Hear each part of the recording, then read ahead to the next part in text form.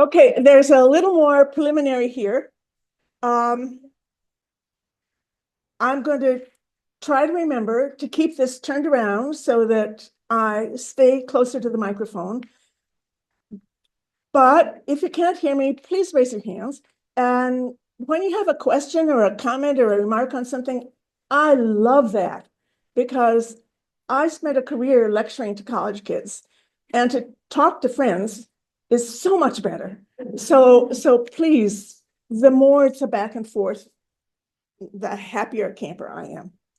But as I've just said, I'm not going to make you so happy today because I certainly think we're going to get to George O'Keeffe, but we will be doing a little more of her next week. It's only her early material. There's still Marsden Hartley and what Marsden Hartley represents in the formation of modern art to work with today. So do both. Now you're really quiet. So I'm just going to, the difficulty when you deal with one artist and then another artist, their overlap in chronology is just goes out the window. I mean, who can remember? So when Childe Hassam, the American Impressionist, did this in 1916, celebrating America's involvement in World War I, this is one of his characteristic Impressionist paintings. Now, he stayed an Impressionist throughout his career, and of the development of modern art and abstract art, his view was that that was only charlatans who did that. Those were people who didn't know how to draw and paint. And what in this class with Marsden Hartley and with George O'Keeffe, you're getting the people who saw it. Those are artists who just copy reality, you know. That's all they can do. So we're looking at the other side of the divide in the early 20th century. So that's 1916. Hartley had done this just 2 years before. And George O'Keeffe is doing this in 1916. So, critical period.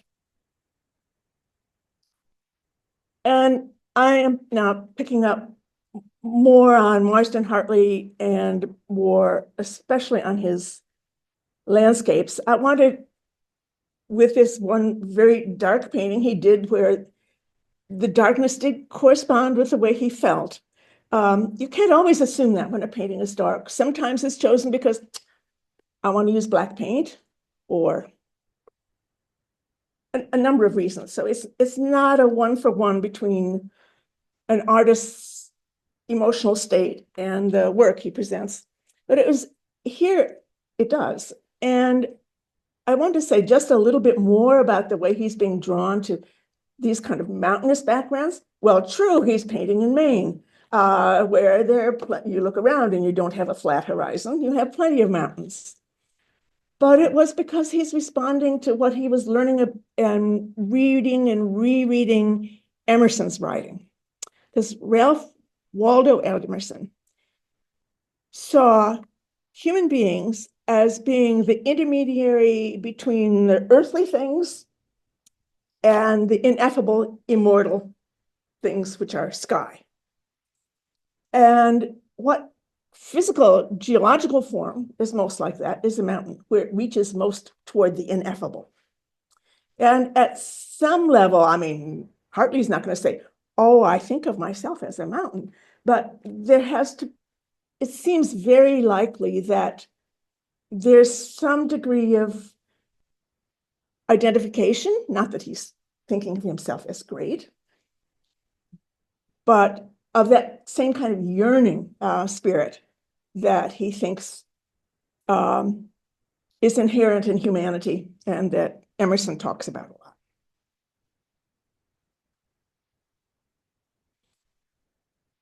So, as I said last time, this is that Albert Pinkham writer, contemporary artist at that time, older artist at that time.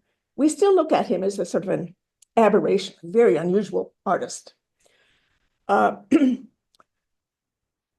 But I mentioned this last time, that Hartley later on in his life sort of presented a history of American art, and he starts it with this artist, because he said artists like Hassam, they're just merely copying reality. So he's saying under that, isn't it, that copying reality is not a valid reason for art. Art only starts when it does something other than that.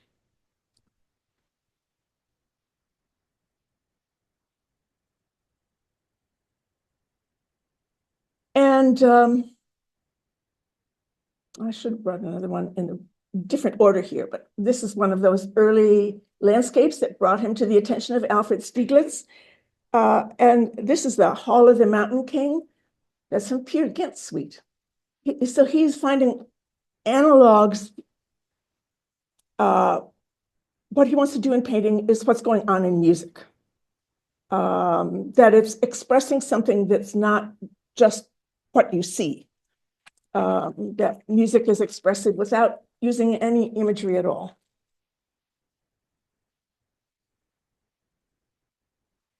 And where he learned that, or had that reinforced, was in those years when he was in Berlin, that period just from about 1913 to the beginning of the war, where he met Vasily Kandinsky.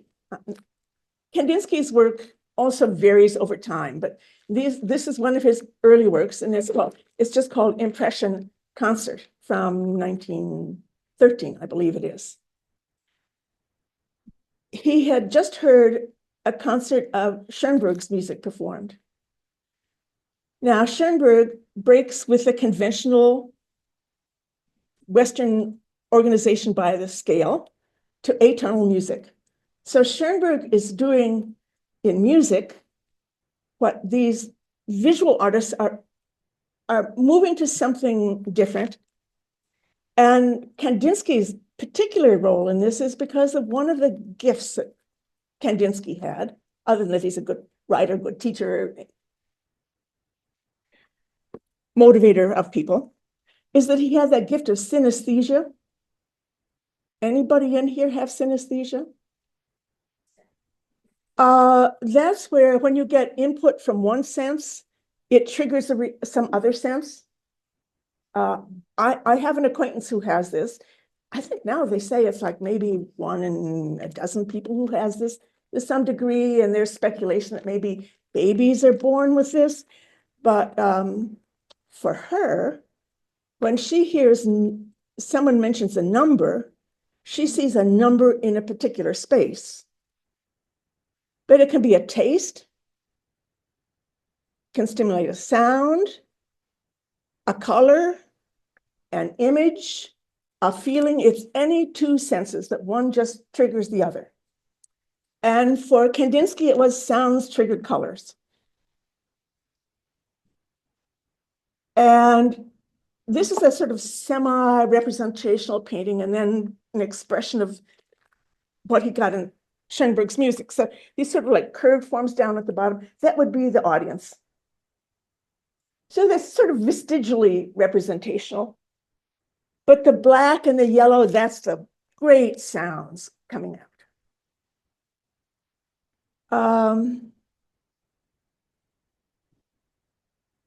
This is something that is one of the bedrocks for a lot of abstract art, non-representational art, the conviction that it is communicating with you, and it probably at a level where at some level most people get it. It's just not verbal. And one artist who definitely experienced synesthesia is Georgia O'Keeffe.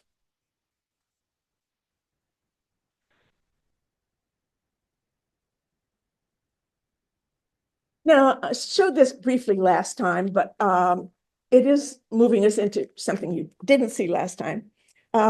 When Hartley was in Paris in 1912, that was his first trip there, where he met Gertrude Stein, who bought a couple of his works of art. And he saw Cézanne, saw Picasso, saw Matisse. He also went to the Trocadero Museum. which had Native American artifacts. The first time he ever saw them. And just as Picasso, was seeing works from Africa that had been brought there from the French colonies, and that helped to inspire Picasso. Hartley, on seeing this, says, that is a genuine American art. Now, he sort of, there's a degree of infantilizing because it says, like, they only express their true selves. This is all, he interprets it from.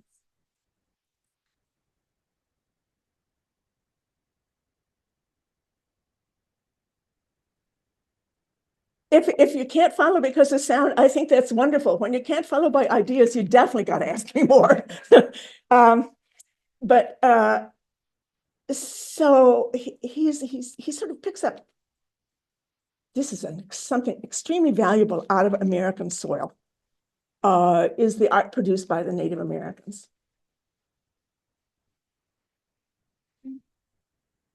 Yes. So the center of this looks very Egyptian, right? Well, if you look at the lower part, can you see? Why should you see? Well, I'll try. I even have a pointer. It has the clear edge and formality like an Egyptian work, but especially when you know what's there, it'll be easier to see. Here is a teepee. Yes. With the flaps open, which meant to look like a feathered crown, but it does look like a pharaoh's headdress. Yes, see them here and here.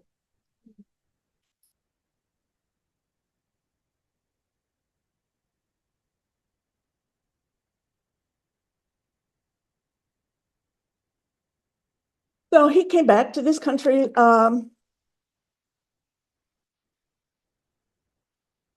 Was still doing some of those mountainous landscapes, but found himself again in an impasse. He couldn't find what he wanted to do. He felt so stymied because he had such a sense that what other people were doing is not true to him, is not true to this agenda of now creating an American art.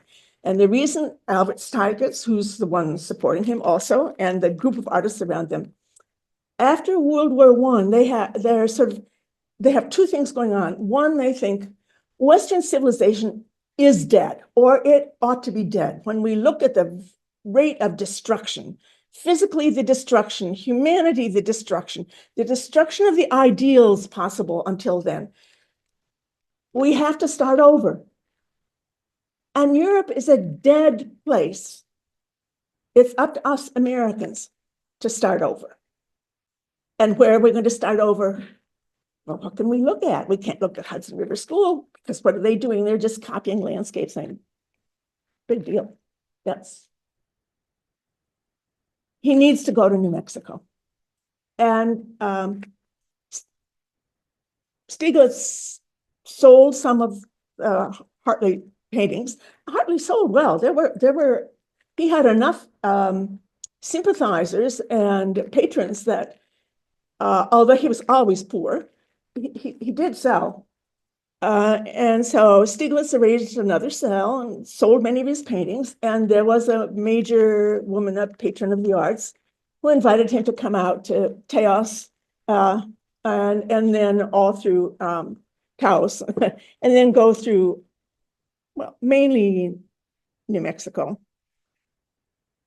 He wasn't the first person to go there, but a lot of people had gone largely for the health benefits, and some artists had come back. But he went out and he just fell in love with this mountain range. And what he did for about a year, maybe not just about a year, he just tramped around. He just walked around with sort of a cheap cardboard or just a pad of coarsely woven paper, and use pastels, just jotting down things that were going to be the ideas out of which he's going to get a new art. It's going to come up out of him. So we're going to look at some of those sketches. Now, these were never meant to be works of art. I don't think he ever meant to sell them, but I don't know who he meant even to see them. But they were going to be this substance from which he's working up toward paintings that are going to be the genuine American paintings. And where did genuine American paintings start? Is with landscape.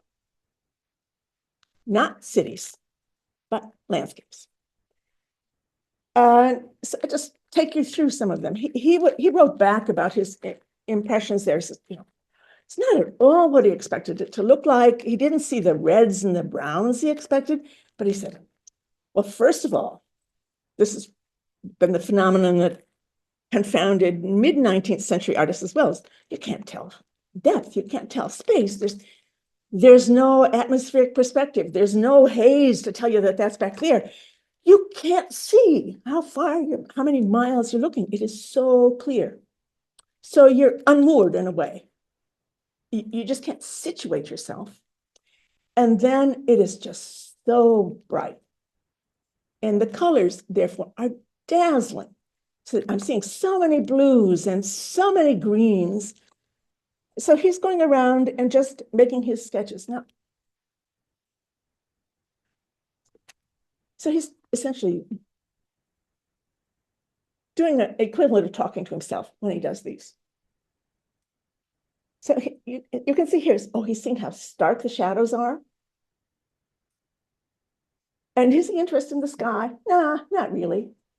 This is just like he was doing with those mountains. The land formations go almost to the top of the picture always. Or this one. Now here, interestingly, he's looking at the scene, which could be a scene that he saw, but he's happened to stand in a way that puts him in the position of a conventional Western European or early Hudson River School artist. That you have landscape on either side, and this is a road, a stream bed, curving around that you could follow through and go back into distance, but there's no distance. But that idea of, something on either side and that in the middle, we've all been trained to see landscapes that way.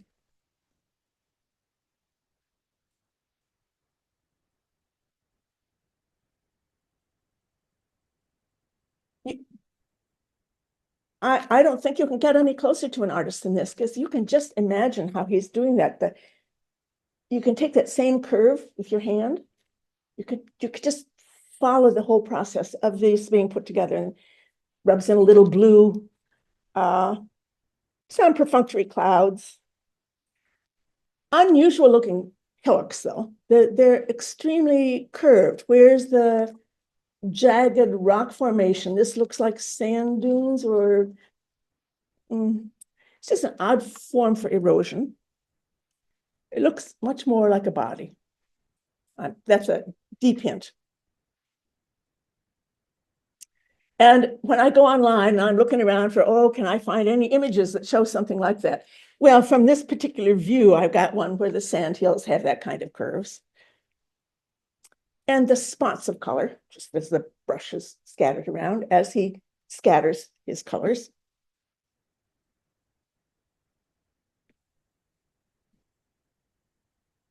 He can't help but work toward that symmetry that his earlier ones had. That has to be something deep within him that just seems like the right form, that you have the most important thing right there in the middle. And just a couple of lines to indicate buildings. He's interested in the landscape, not what humans inhabit it.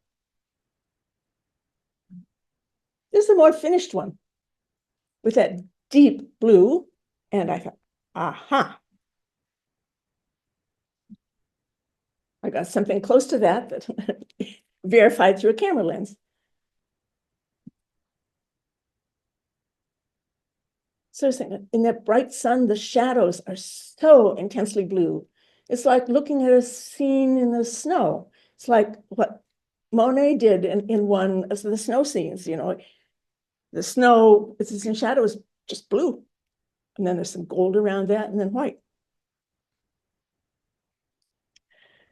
That's a correct configuration of the mountains. Let's see.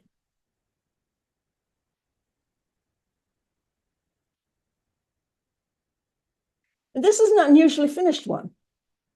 That's the Rio Grande Valley, and that olive green, I think, is the essentially dried up river winding its way back. And you see how he makes almost like little rectangles of single color, sometimes outlining them this way, that way, this way, that way. Well,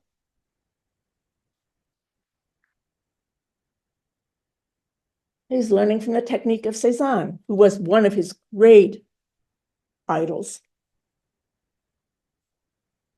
because that's the way Cézanne painted in those patches. So he's seeing this, but he's also seeing this through art. You know, he's like I'm showing it to you through photographs, you know. And there's some other means. This one is an Arroyo, and you can go to the exact spot where this is in Arroyo Hondo, New Mexico. Of course, I take it that what I read is true because I've certainly never been there. But that there is that's a road going up there, and it's right at the edge of the cliff.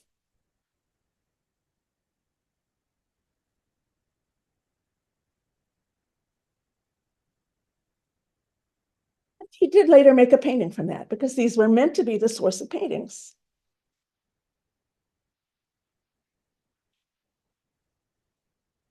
This is quite close.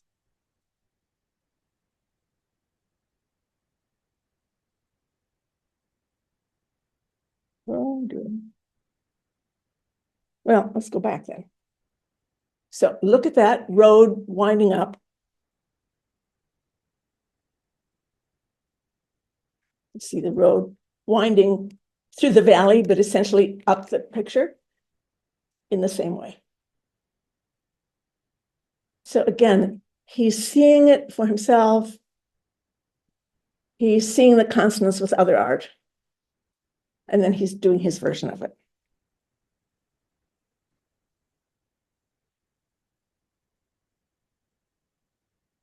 So he came back to New York. And he struggled. He couldn't make a painting out of it. There's just that one. That was kind of early. He had these grand ambitions and he couldn't do it. So he went to Germany again in the 20s, so post-war. And between about 1920, 1925, he turned out 36 paintings based on his, and he wrote to Stieglitz about it. He just called them recollections of New Mexico. So his paintings of New Mexico are not done on site. Some of them are done 5 years after they were there. And they don't represent absolutely any one of those drawings because those drawings were not, other parts from that one, not composed. And so here we go. Maybe it's the white on the side. Yes. Those are clouds that have as much solidity as the mountains, don't they? And in the real world, would you maintain the dark outlines that you have on the chalk sketches? Of course not. Pastel sketches. Things don't appear with dark outlines. If they have outlines, you generally see the outline is a reflection of light. Most outlines are actually light lines when you look at anything. That's because these are generally about 2 by 3 feet. It's strangely symmetrical and certainly not like any landscape there.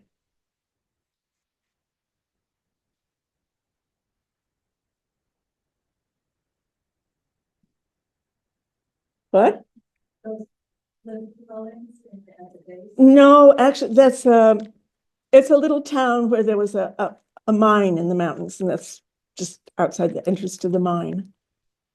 It's called Cash Mine. Look how symmetrical that is. But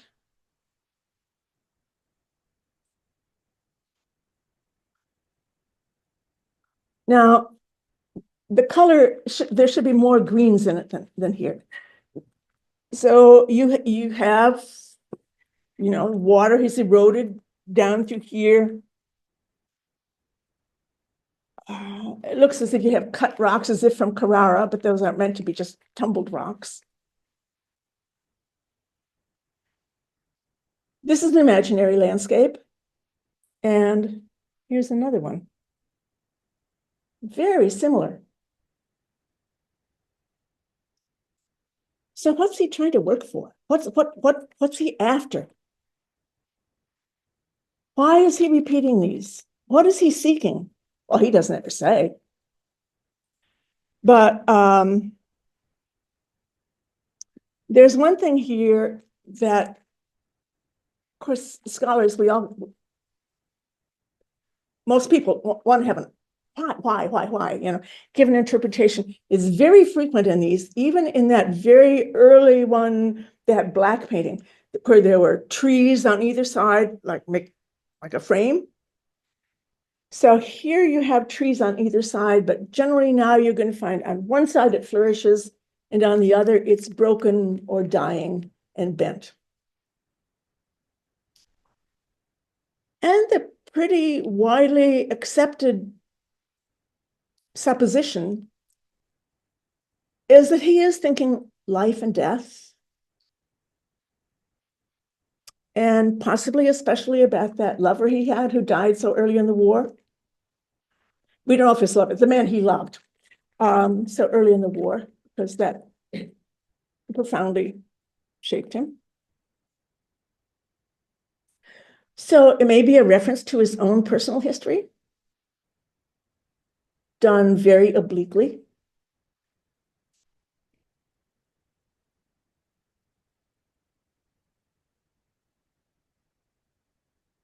Or he could be thinking pre-war, post-war.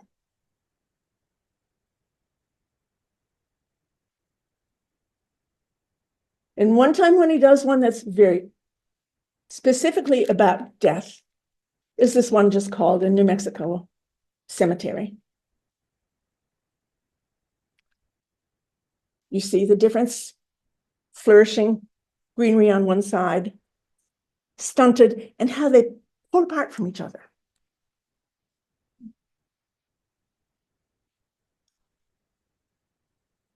Anyone want to give me their own perverse explanation of those mountains that go down the center, those hills that go down the center? Do they look like anything else to you?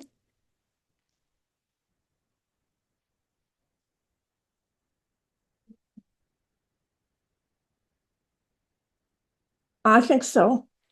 It's like a human body with a sort of the head would be down toward us, as if you saw a reclining body.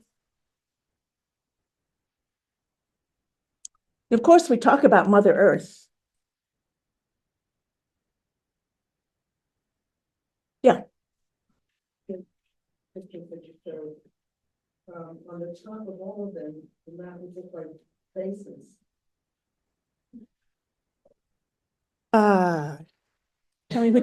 Tell me to stop when I get to one that's like that. Or the ones from today?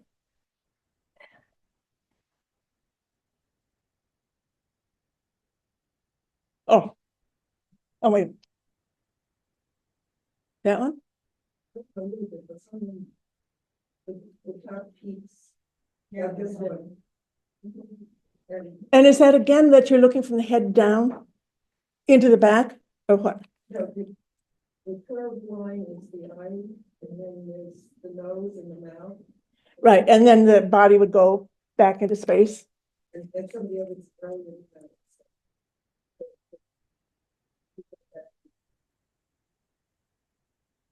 that one.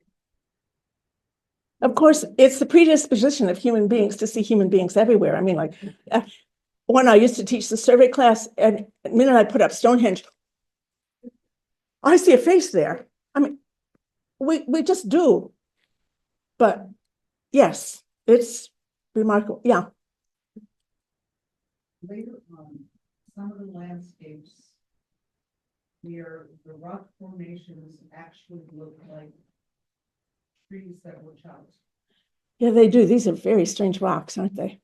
And there's a series of there's a whole series that have that feature. Uh-huh. And there's a tradition of when someone dies young, like if you go to the Jewish cemetery, someone who's died young, the stone will be the trunk of the tree that's cut. And that's what the stone will be what? The Trunk of the tree that's cut off. Here's what would be represented by the stone. As, so in terms of the man that he loved and dying young, and poor and so many people dying young, that's what it represented to me. which is fully possible. Fully possible. Like those. Because those trees, don't they bend and sway as if that were something not with a firm structure, but more like what a body could move?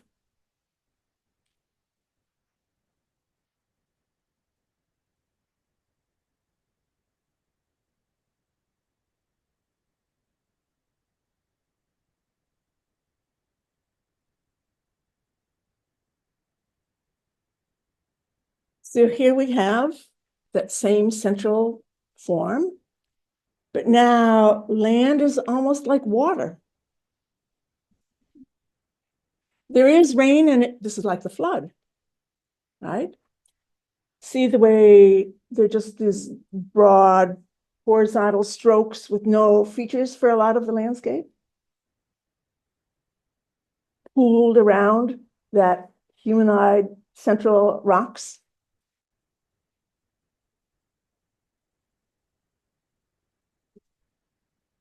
Yep.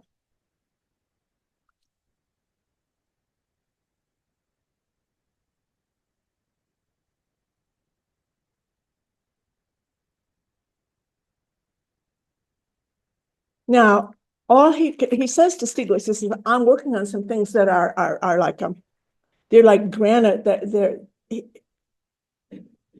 he would never say this is like this is like this, because it's fully likely he does not know. This is what is coming out of him, which is the ideal in art, that he's really an expressionist in this, you know. It's like free of the kind of rationality that led to World War I.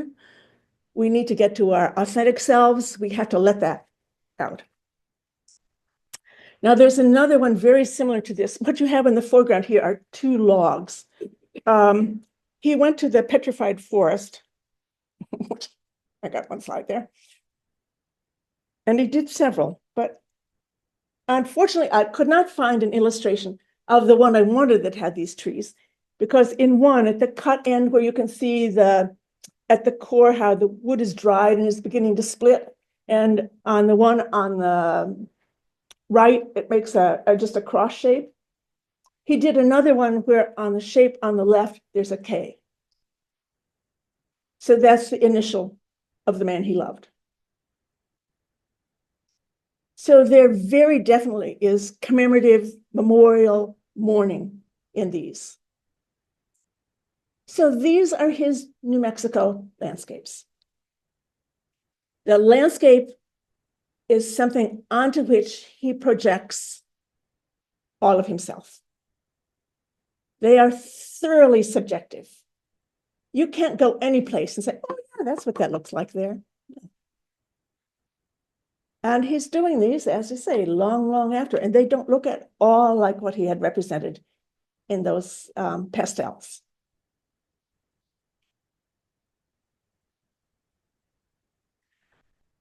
So later, you know, from last time, he will then work on an abstract style, this he does all sorts of things.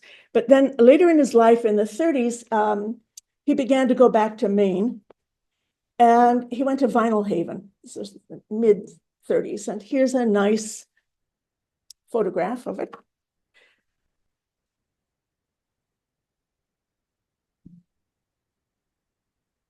I love these. You can keep your keeps. I'll take these. This is as close as I could come to be what might have been this sort of source, because when you look at the rocks along the shore, you have those same sort of vertical, rounded accordion shapes a little bit right toward the right border. And the rocks are rounded sometimes into curves. Oh.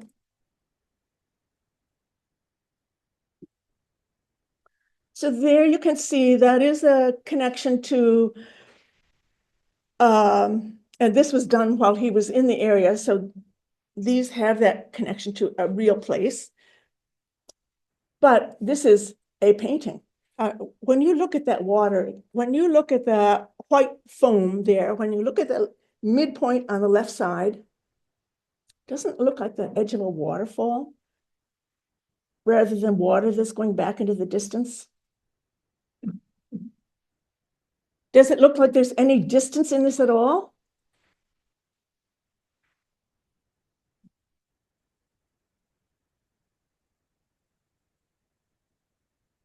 See, I'm looking at this. This should all be the shoreline.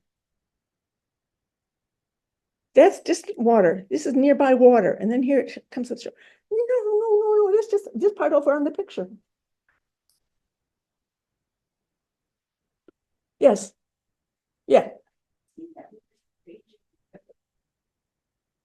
And roiling up. Yeah. It does look really turbulent, doesn't it? Yeah. Like rapids.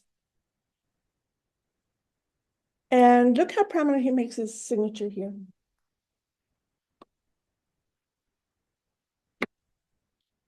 Very crudely, coarsely painted with assertive brushstrokes, heavy slashing outlines, big lines of light. So as much life in him, not like those New Mexico recollections. They're all pretty well smoothed off, but this is like force. And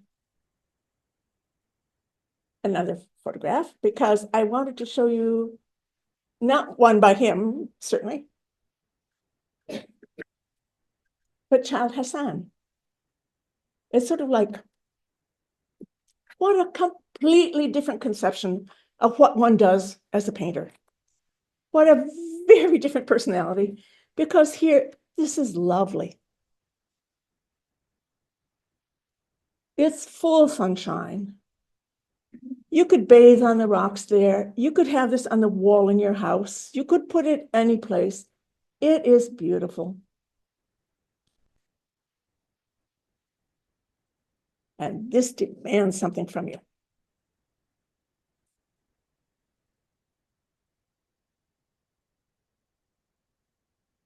This is also final hidden. Now, isn't that water just up the picture, not going back? And to me, also those rocks moving slightly upward across the center have the slight curve of, again, of a human body.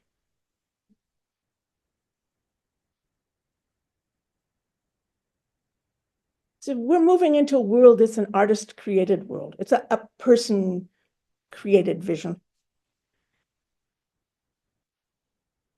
And that one.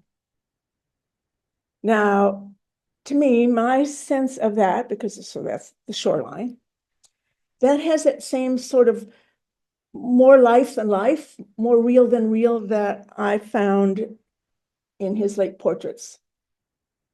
That they just come out at you, not physically, but the emotional strength of them does.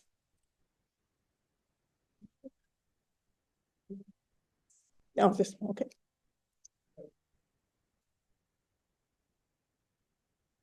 That. Is that supposed to be like an angel or something flying in the cloud, maybe? No, these are just clouds. No, I don't think I would expect to find in him anything that has like that sort of like easy recognizable equivalents? Because we have to work too. It's just not him working. Trying to find what things are.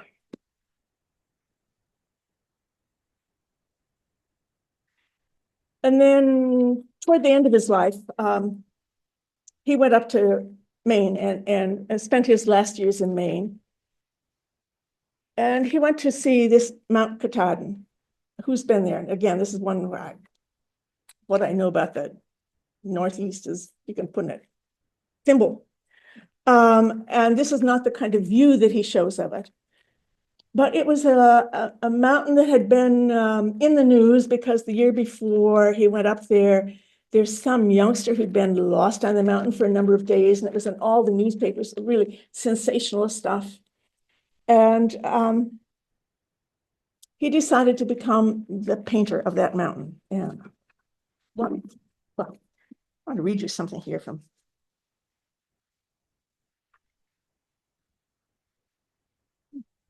somewhere in here.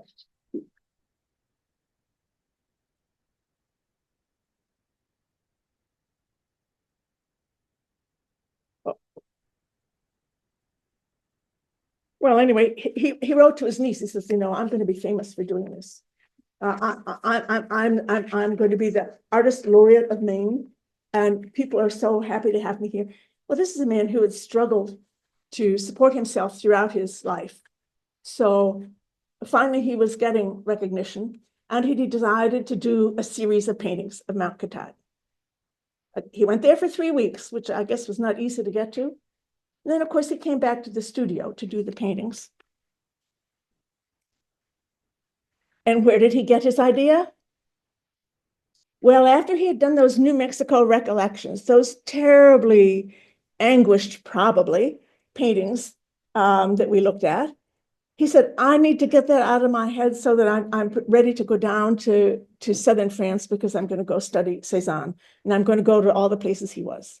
So he was like vomiting all of that up so that he could look analytically and carefully and sympathetically at Cézanne paintings. And now he's going to do what Cézanne did. He is going to make a series of this. What? Well, this is a Cézanne.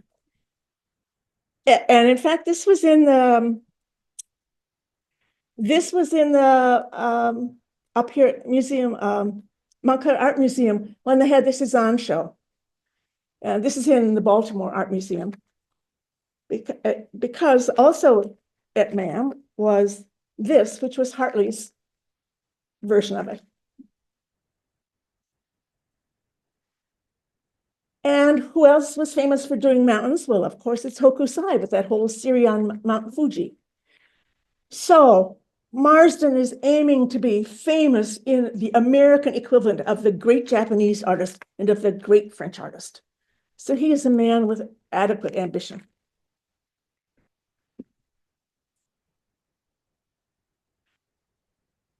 This is also an artist with adequate ambition and with money. But I just had one other thing that I brought 2 Monets in from his, they should be called grain stacks, not haystacks, because the grain is probably wheat. So, Monet is famous for doing series. And when Monet is doing series, it's because he's studying a particular site for the way it looks in different light conditions. He is looking outward at the world. Cézanne is in his series, it's sort of, yes, he's looking, but he always puts it in a kind of a timeless blue sky. It's not a season or a particular time of day. It's sort of the way he's seeing it when he stands over here, as opposed to when he stands over here, when he's up a little higher, a little bit lower. So that's 2 for Monet. It's a refreshment. It's a palate cleanser for you. So then here are just a few of his, of Mount Katahdin.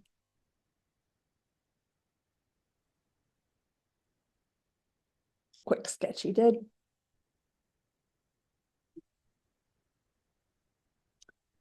They're varied. It's interesting, there's always this one tall tree where very tempting to think that there's some kind of identification between him and that, but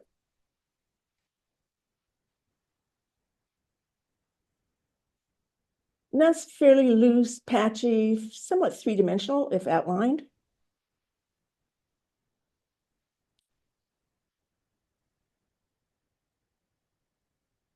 Now he's put a little inlet over there at the left. Right.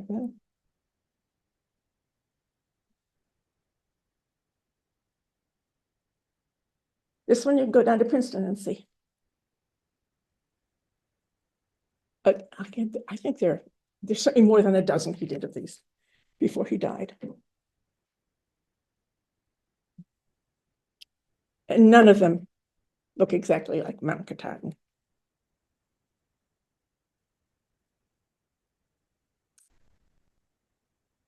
Okay, now we're going to make the segues. That's the end of Marsden Hartley for a while.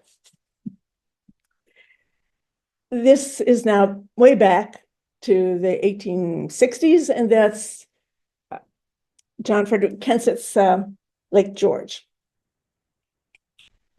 And it's because we're about to head now finally into Georgia O'Keeffe, and here's her Lake George.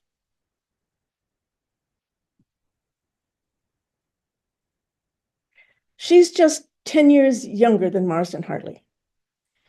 And the two of them, she and he, are thought of as the probably the most important early American modernist artists. And they both had their careers supported and shaped by Alfred Stieglitz.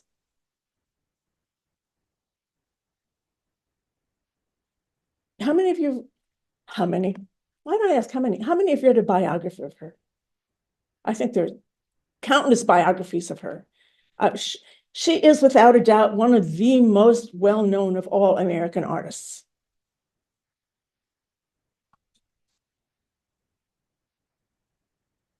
So here she is in the 70s. So she'd be in her 70s also, out in New Mexico. But today, for this remaining time, I'm going to look at works much from the beginning of her career, after I show you a few photographs of her. So she died at 98, blind at the end, but having assistants help her paint. She said she still saw it within her, and she needed to keep expressing it. One by Stieglitz in 1918. A lot of the interpretations of her work, to her considerable annoyance and dismay, are shaped by the photographs Stieglitz took of her. I'll leave this one on, I'll just tell you her early life. So you saw she's born in Wisconsin. She's from a dairy farm. And she knew by the time she finished high school that she wanted to be an artist, which was a pretty unusual aspiration for farm girl. She went to the Chicago Art Institute. There she would have gotten a very good technical training of a very conventional art. And then she came to New York to the Art Students League. And then her career looked like it was going to be like what I think any woman would expect in her art at that time. She became a teacher. You're going to go be an art teacher. So she taught at Columbia College in South Carolina for a while, and then she'll teach at West Texas A&M. In the summers, in the meantime, though, because she had a drive, she came back to the Teachers College and went to summer school. And there her teacher was that Arthur Wesley Dow, who was that really radical teacher saying that the most important thing in a painting is not the subject, but the composition, and what the composition, the layout, and the color tells you. So sort of pushing away from the kind of realism she would have been learning. And then she also studied for a couple of summers at the University of Virginia. So she got around a lot when she was young.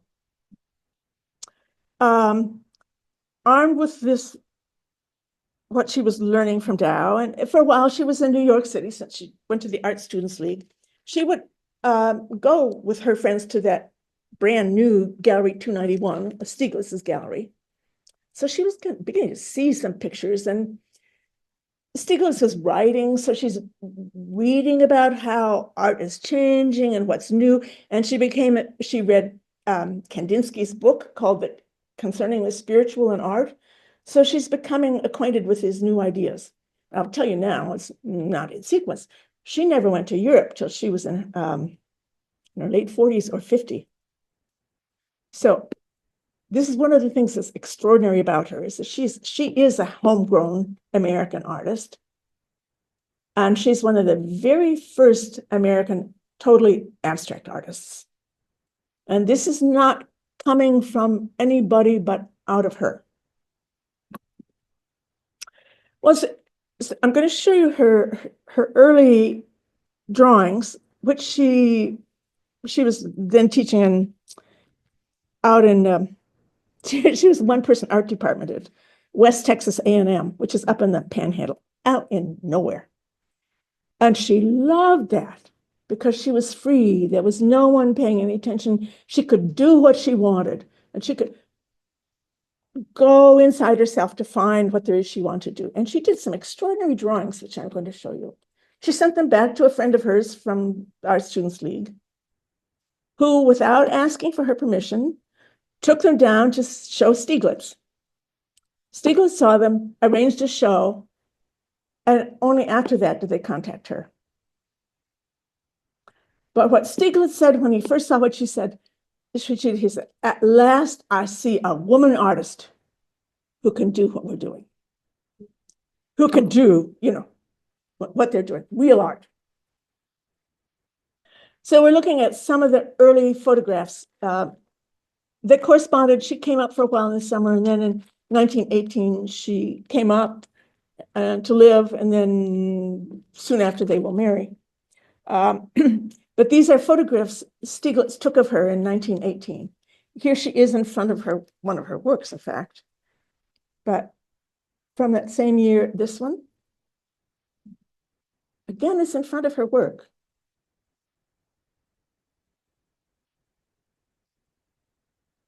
Or this one's a couple of years later. That there are several other photographers doing the same thing, and then some painters do too, where you begin to move up, finding the whole image in just a small detail.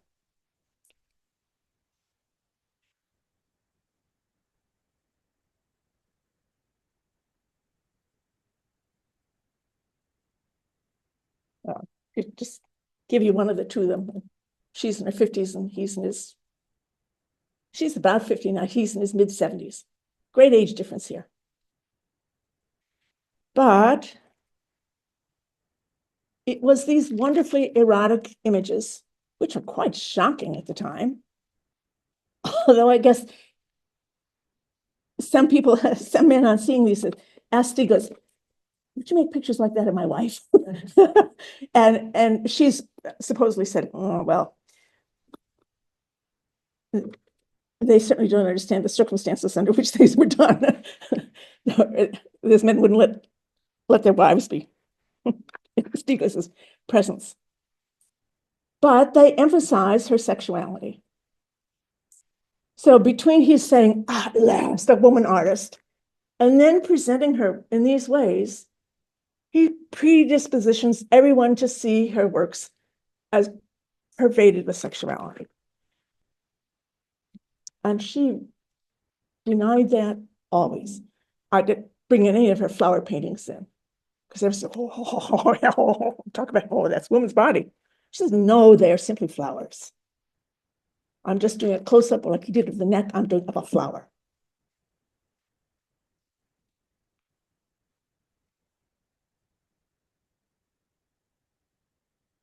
And this is something she would come when they moved back up. She'd enter when there'd be all these conversations, all the art, a bunch of artists, not just Hartley, around Stieglitz, and they had long conversations about what art should be, what art is going on, very intellectual, intense conversations. She never said a word. She said, it's just the men talking. She listened, she didn't say anything. And later on in her life, she said, well, they've been married, well, they were married till he died. I really loved him more for his ideas than for his personality. So who knows if that was true? So now look at her work. It's probably too light in here, but enough that you can. This is her student work at the Art Students League. It's called Dead Rabbit. And she won the annual prize for still life. So she was a very competent, realistic painter. More than competent if she wins the prize. So that's what she started with. Actually, she did some sort of like schoolgirl things with flowers before that. And then when she was down studying at the University of Virginia in the summers, she kept it kind of like a little notebook, and she did this of the rotunda. And that's done in a completely different early 20th century arts and crafts style. So she's really fluent. Now it's her teacher, Dow, who's saying, what's going to carry the painting is the composition. Within the trade, it's just called the formal elements. It means the color, the shape, the line, the composition, not the subject matter. So then when she took the job in West Texas, she loved it. When she's this one person, she says, no one is talking to her. She can do whatever she wants, until she got in political difficulty because she was too liberal. But there was no one nipping at her heels about what kind of art she did. And she was free to go inside herself to find what was there. Now, these are the works that she sent back to her friend that then were taken down so that Stieglitz saw them. And I have to look at the names for these, because there's no way I could do this for you. This is called early number 2. And then I have special number 13, number 8. You see, there's no associated subject. There are simply when she did it, and sort of like a way to file things, to have names for them. So this is a charcoal drawing, and this is, it's pretty big. It's actually 2 feet high. It's just a charcoal drawing. It's like, this is it. Now remember, she has that synesthesia, and she would listen to music, but she was very articulate. She just didn't talk much. She'd say, I'm trying to get at something that I can't put into words. I have to express I'm expressing this something inside me. I have to do it through work like this. And so she's not there's no pre-planning. She sits down, and this is what comes.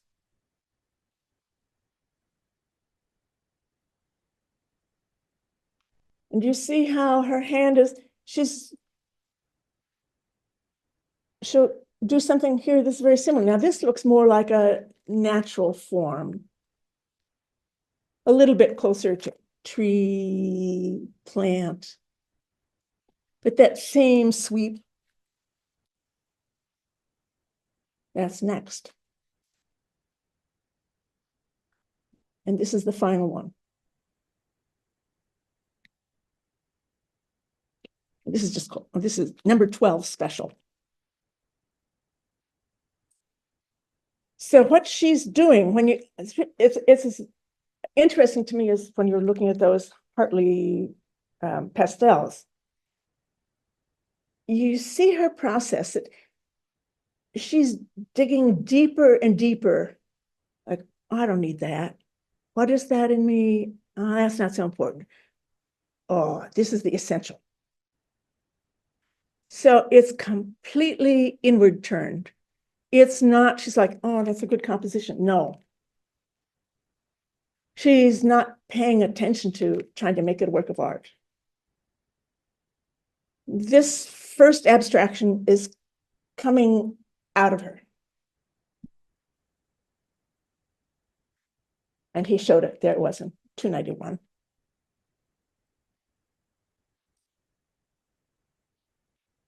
This one also. This is frequently reproduced. This is in the Museum of Modern Art, I believe. Now this one, it has you can make some nature connections maybe, or you could say, oh, it's a practice in zigzag lines, the curved lines, and then rounded forms.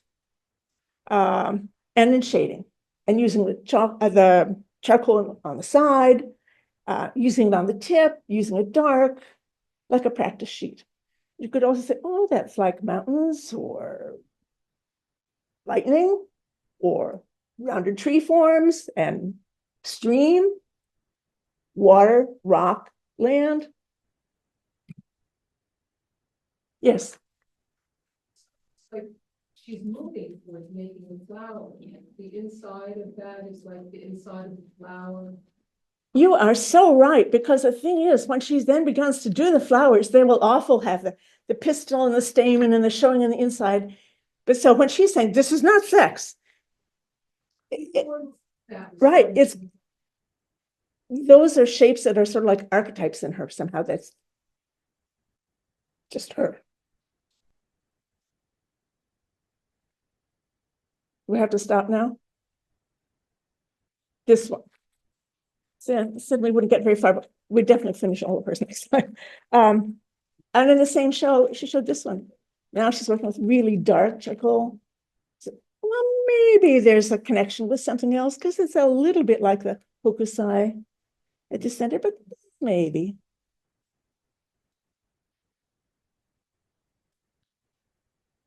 She said she had to finish everything that she thought, everything she had to say in charcoal before she would touch color. So see, she rejected all of her training, says, I'm going to find out what's in me. I'm starting my own education, my own way. And so this is one of her early use of blue wash, and they're done in sequence. So the earliest one is on the left.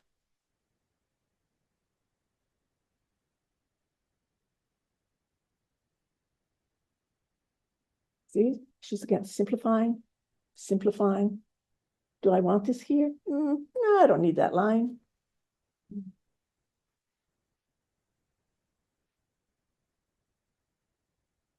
So I have to stop now.